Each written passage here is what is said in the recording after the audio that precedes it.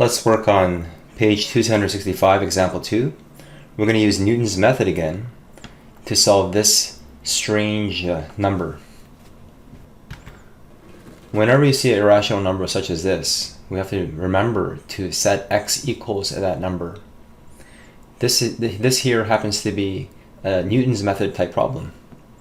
Once x equals this number, I want you to be able to remember to algebraically raise both sides to the exponent 6. So what ends up happening is exponent 6 and square root of 6, sorry, the sixth root of 2, they cancel out. They undo each other. We're going to throw the 2 over. So algebraically, you can see this looks like some nice polynomial. This happens to be a nice happy face, shifted down 2 units. So this is our function. So this here is our f of x, and now we can see how Newton's method works. And so it's important to remember this step here. The derivative is easy to find using power rule. And if you sketch this, you can guess. You can guess that our first guess, even though it's not provided, our first guess could perhaps be 1. You can see that this graph is slightly past 1 if you use Desmos. But notice that f of 1 is going to be negative 1. When you plug in 1 into this equation here, 1 to the 6 minus 2, and then when you plug in 2, we get 62. So when you plug in x equals 2, it gets very big. And by intermediate value theorem, you know there's a root between 1 and 2. Because we're going from negative to positive, we must be crossing the x-axis. So we're going to guess x1 equals 1 even though it's not provided. So here's our classic Newton's method formula. We're going to plug in let n equals 1. So when n is 1, and 1 plus 1 becomes x2 is equal to the previous minus f of xn divided by f prime of xn. So try to memorize this formula, then you'll flow. x1, it happens to be 1. We're going to substitute the 1's in here, and the calculator says it's going to be 1.6666 repeater.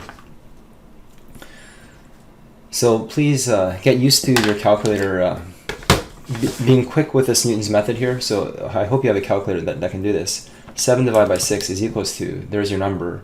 We're going to store it. I hit the STO button. Alpha A, enter. And then what I'm going to do is it's going to be the Newton's method's answer is going to be that number minus alpha y equals, I have a box over box feature.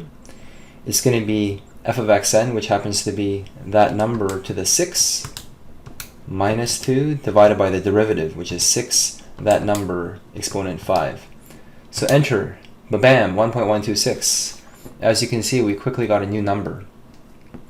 I'm going to store it. I'm going to hit store alpha y equals into that same variable a.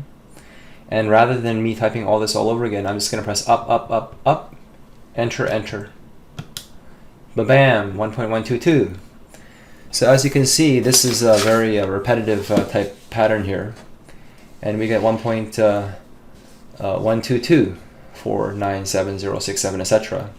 And this storing and pressing enter can be pretty fast on your calculator. And when you set n equals 4, we get our x5 guess. These guesses are getting better and better to the true root, to the true x-intercept. So notice these last digits are slightly different. But as you keep repeating this, eventually you get from n equals 5 to n equals 6, x6, x7 values, and you can see they start matching. So the n equals 5 has 1.12246, etc., 1.12246, etc., and they're all matching. Now the textbook question says we want to match 8 decimal places. So let's count. 1, 2, 3, 4, 5, 6, 7, 8.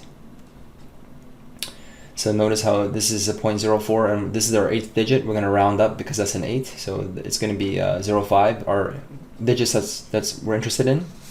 And when you compare it to the previous guess, which is supposed to be worse, we also have the same answer, 205. So therefore, because the previous guesses match, therefore we found the correct answer to 8 decimal places. Good job.